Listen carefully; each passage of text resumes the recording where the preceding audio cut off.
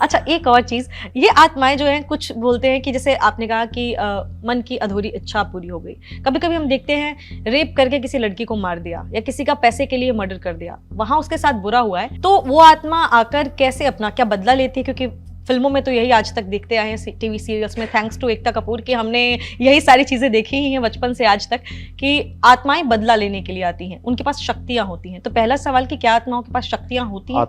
आत्मा स्वयं में निष्क्रिय सत्ता है। आत्मा के पास जनरली शक्ति कुछ नहीं होती है।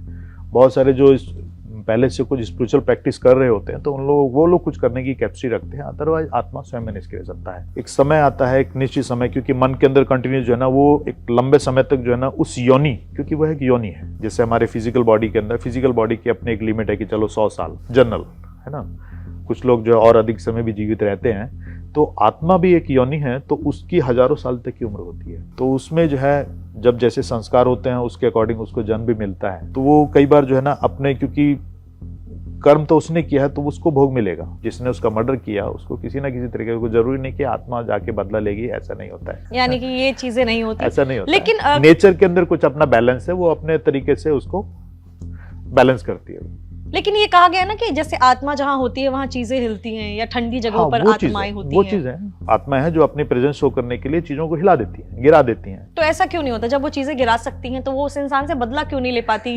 जिनसे उनको परेशानी हुई थी या जिनकी वजह से उनकी जिंदगी चली गई? रेयरली होता है, बहुत रेयरली होता है, क्योंकि आत्मा स्वयं में निष्क्रिय सत्ता है, क्योंकि 3 ही तत्व होते हैं उसके पास। उसमें जो है ना पृथ्वी तत्व और जल तत्व नहीं होता, अग्नि, वायु और आकाश, यही 3 तत्व होते हैं। तो उसमें मूवमेंट इस तरीके का नहीं हो पाता है। यानी वैसे जैसे चीजें किसी तरह का बदला रहने के लिए फिजिकल बॉडी चाहिए उसको, मतलब किसी के शरीर में वो प्रवेश कर सकती है, शरीर में प्रवेश कर सकती है। जनरली होता है क्या है कि हमारी जो फिजिकल बॉडी, इमोशनल बॉडी और मेंटल बॉडी, 3 बॉडी, वैसे तो 7 सूक्ष्म शरीर होते हैं, तो दूसरी जो बॉडी है, जो इमोशनल बॉडी एनर्जी है, उसमें जाके वो स्टक हो जाती हैं। और जिसका इमोशनल बॉडी छोटा है, इमोशनली जिसको प्रॉब्लम है, वो उसी के साथ अटैच होती हैं, हर किसी के साथ अटैच नहीं हो पाती।